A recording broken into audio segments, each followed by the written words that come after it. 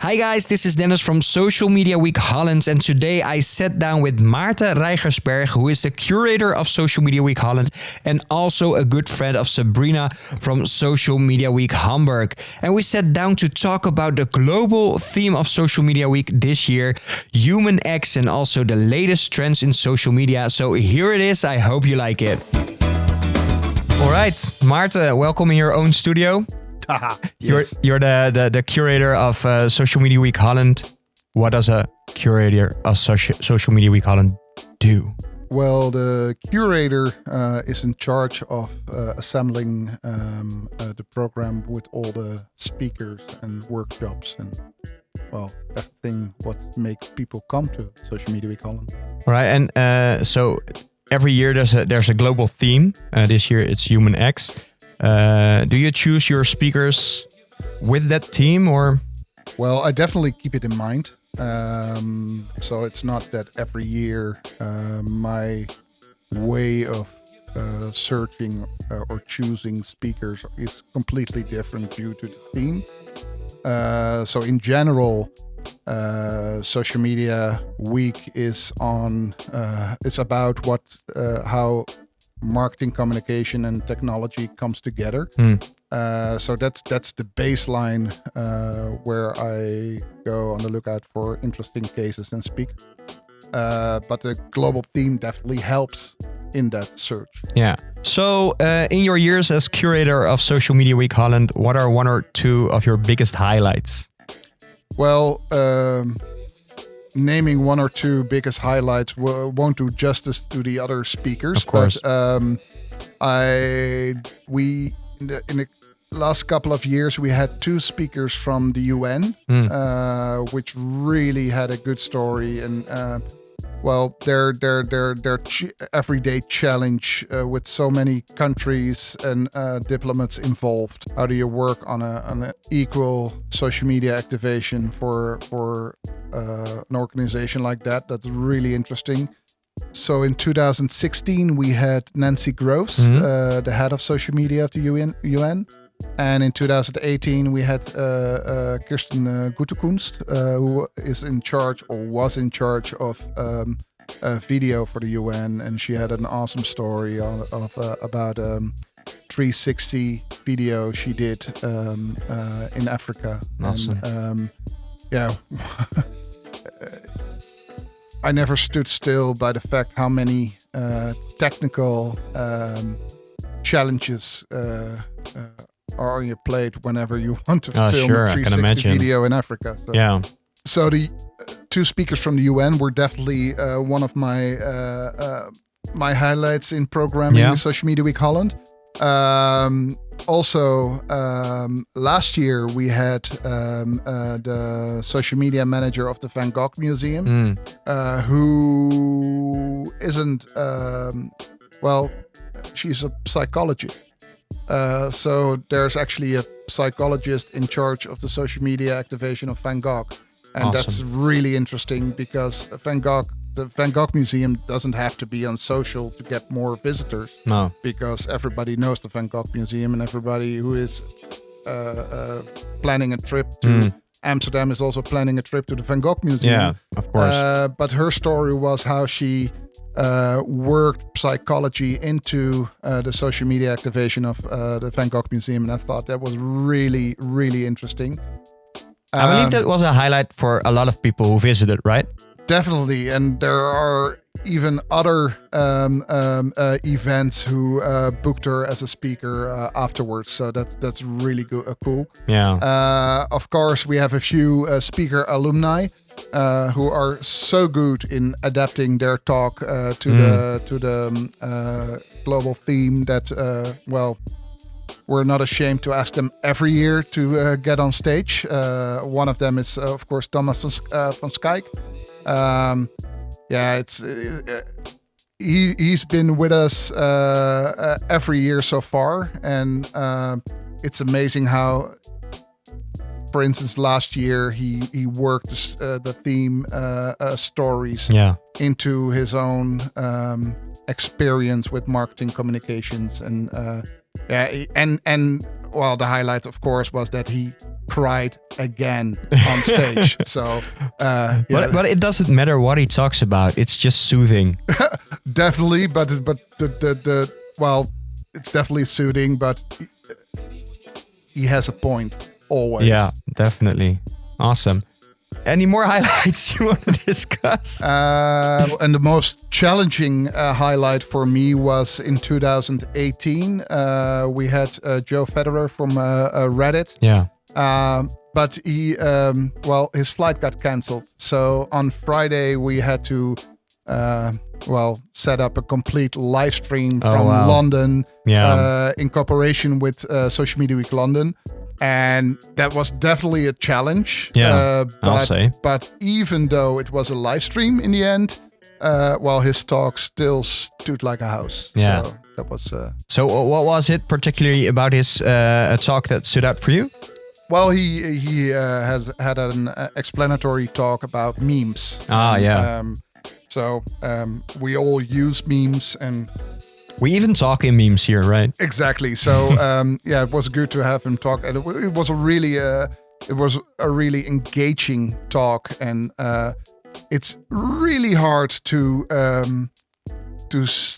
be able to give the right spark in your presentation when it's on live stream. Yeah.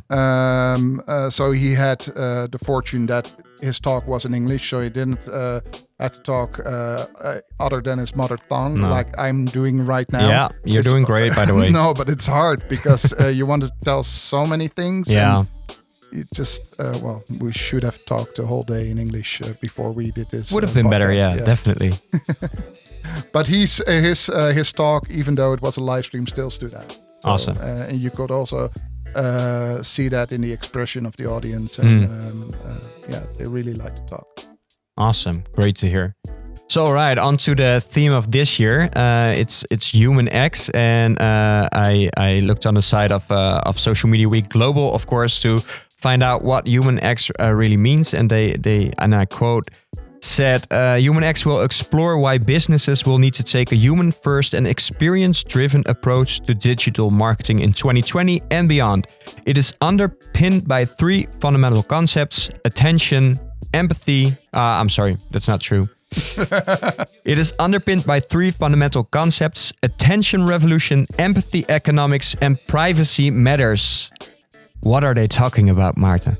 Well, I always make my own interpretation of the global theme. It runs quite deep. Yeah. But then again, it's shallow enough to go into every direction with your speaker. So that's good. Of course, last year's theme, stories, that was really easy. Speaks for itself, right? Yeah. Exactly. What I'm thinking about this global theme is more that technology... everything is possible with technology, and the rise of chatbots, voice applications, gives us the opportunity to robotize communication. But that's not particular a good direction. No. So I think what we should try is in this world where technology has no borders, still have to be able to keep communications humane and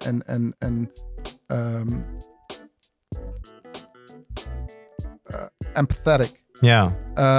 And that's hard, and nobody knows how to do this because it's all new. Yeah, it's all new. Yeah.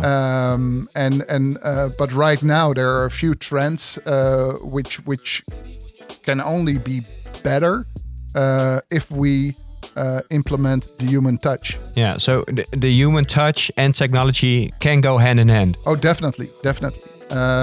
For instance, I do a lot of trend presentations, and in these trend presentations, I always talk about, we call them trends, but on the other hand, there's already for 5 years, these are the trends, so not so much trendy on that part. But it's, of course, AI, chatbots, voice applications, virtual influencers, virtual ambassadors, But it only works if there's a story behind it. So that's why I loved last year's theme so much.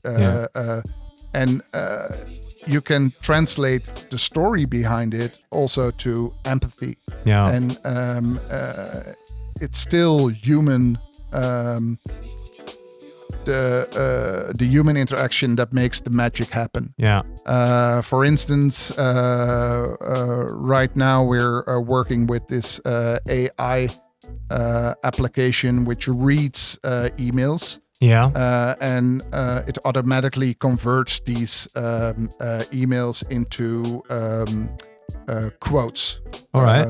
So an event manager writes an email, and a robot converts this question or this request for proposal into a quote for office rental, event planning. Or, exactly. Yeah. And we came to realize that with AI, it's not that 90% of all the emails can be converted into quotes automatically. No, 90% of an email can convert into a quote automatically. So there will always be need for human interaction, human control. At least that's where we are now with artificial intelligence. And what does that mean for humans? Because I think one of the first questions people think of when they hear this is, okay, are people going to lose their job because of technology, or is that not necessarily? No, I think we can prove that that technology has never caused people. Let me rephrase that. Technology has always caused for more jobs, different jobs to pop up. Yeah. So yes, people won't be doing stupid jobs anymore. For instance, help desks will be 75% will be robotized. Yeah. But there's still an opening for 25% to be humane. Yeah. Or human. And the difference is that this 25% of the help desk work being done by humans is far more interesting work than the help desk work which is done now by humans, because that's just reading out the FAQ of a website. So there will be other jobs. Yeah. So basically, where one door closes, another one opens, right? Definitely. Yeah. Everybody thought that with the invention of the automobile, we wouldn't need any horses. Well, there aren't less horses now than there were 100 years ago, and so now I truly believe that technology will have us do other work, not less work, and more interesting work. Yeah. On the other hand, it's in our hands. We don't want these. I don't know if you know the animation WALL-E from Walt Disney. Yeah, I do. That's great. It has kind of a doom scenario for people whenever robots take over. But I find it very hard to believe that will be the case. Yeah, so that will be fiction. Still it is. On the other hand, I watch a lot of Black Mirror, and almost all episodes of Black Mirror from 2 or 3 years ago are reality right now. So kind of creepy actually. Yeah, sometimes truth is stranger than fiction. It is. Yeah. So I'm gonna be bold here. I don't know if you can give this example, but you talked about technology and humans. It goes alongside each other, and it's basically the most important to have your story first. Can you give the example of some artificial influencer you're working on right now? Yes, right now it's Rossy, my other company. We're working on an artificial influencer, which is way more work than we thought. I have a lot of respect for influencers around the globe. Yeah, it's hard I work. can imagine. Man. Yeah. On the other hand, there's also a lot of stupid and irritating influencers. But if you want to be an influencer, well, it's hard to trick the algorithm. We're working on an artificial influencer. Most of you probably know Lil Miquela. Yeah. She is an artificial Generation Z influencer. She has 1.9 million followers right now on Instagram. But the reason why people follow her is because her story works.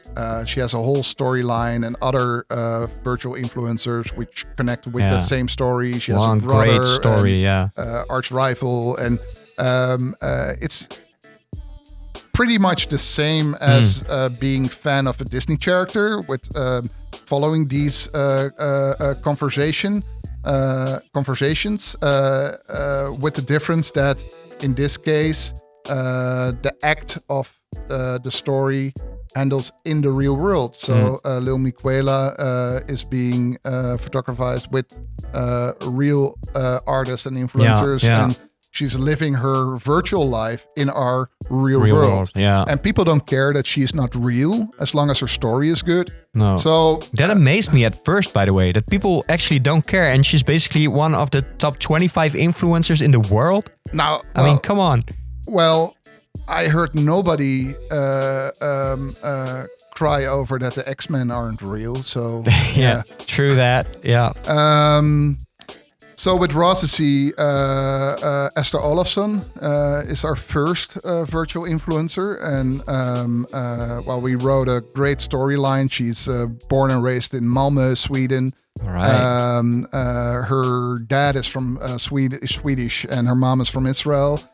Her dad left them when she was really young, so she had a bit of a ambivalent relationships with men. Oh my!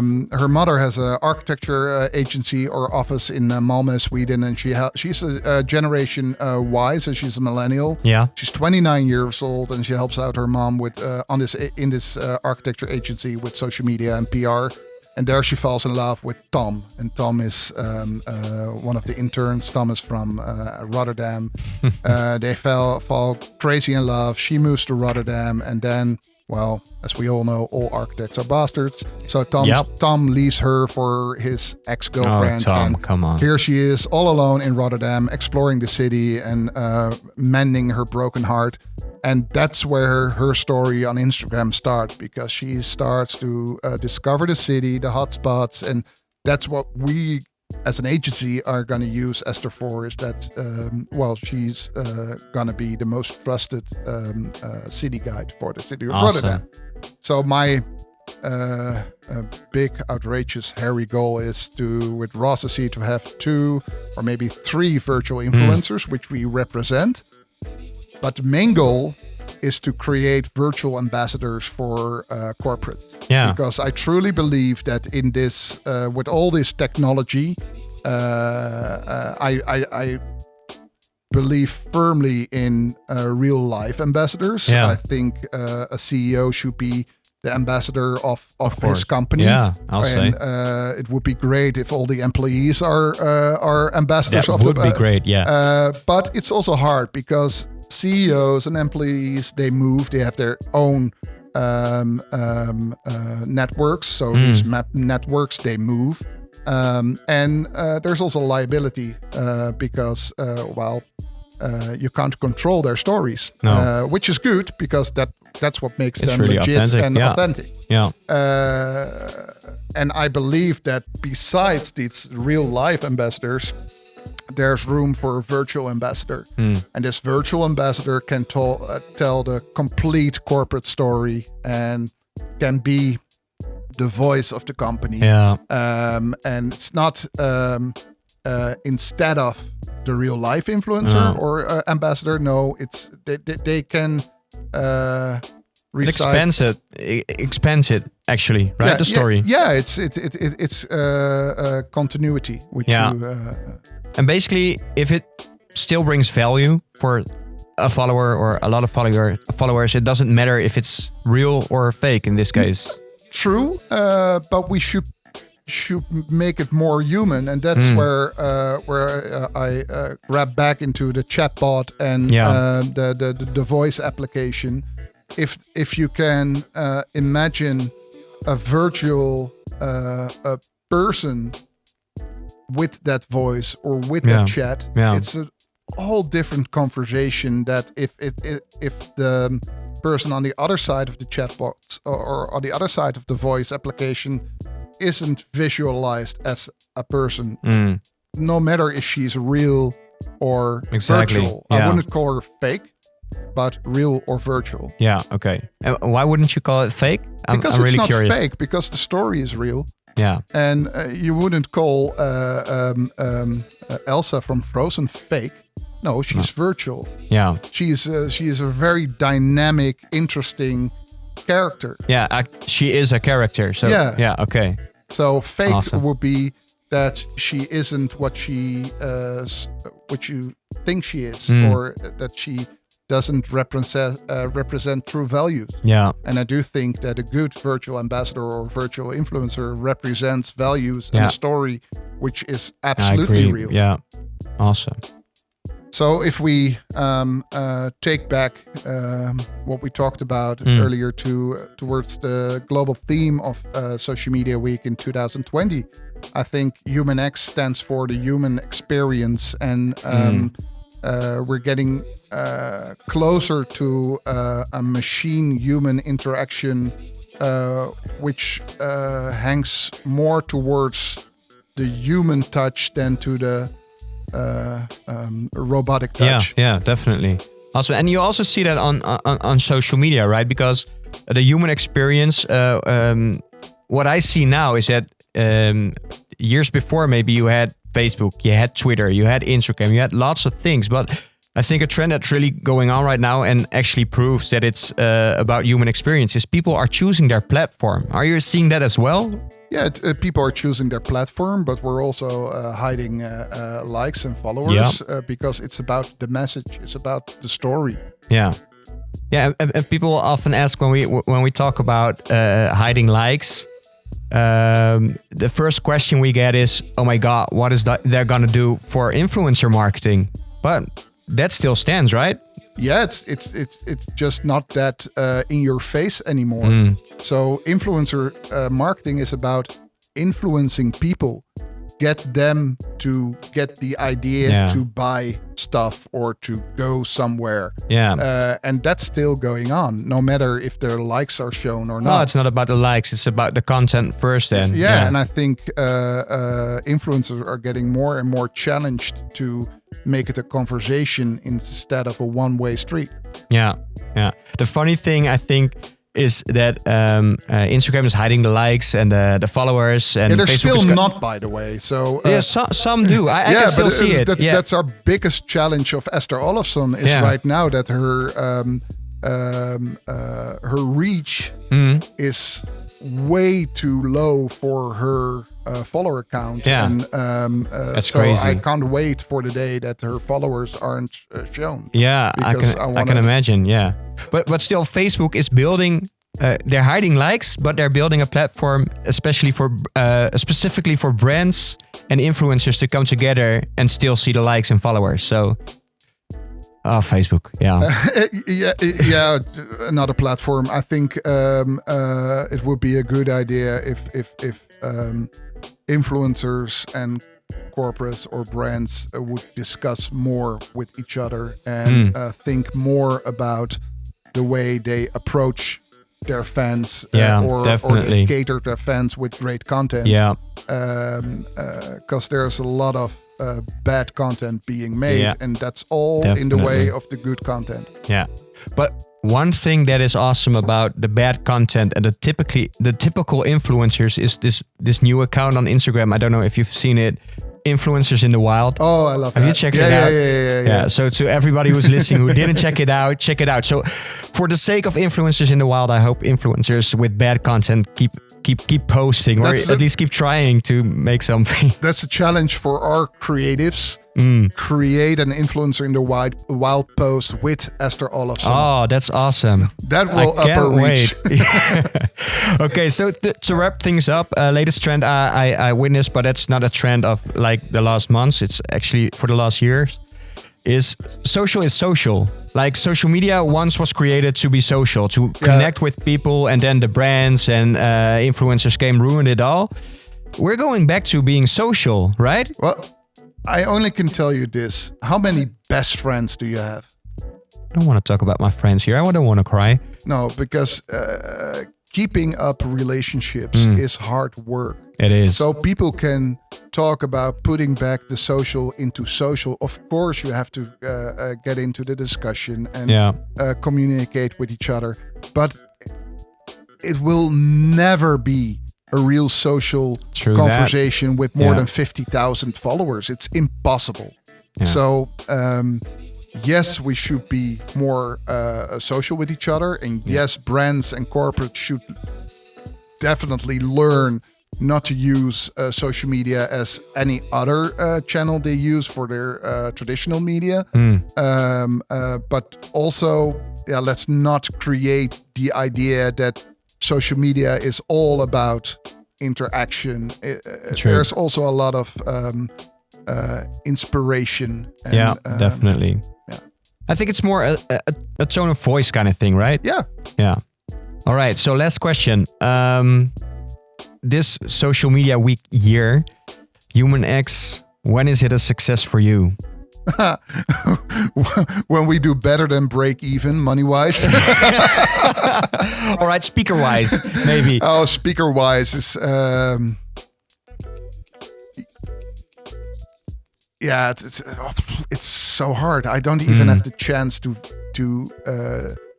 visit every speaker during social media week. So that's a pain. For me, it's whenever I walk around the campus and at the event and I hear this buzz that people are excited and they come out of the event rooms and or stages and it's buzzing. That's what makes my heart beat. Yeah, awesome. So it's in a lot of places in the world. If you want to buy tickets for the event around the globe, you can check out socialmediaweek.org. But the Dutch website is SMWNL.org. Yeah, buy your tickets. Thanks, Maarten.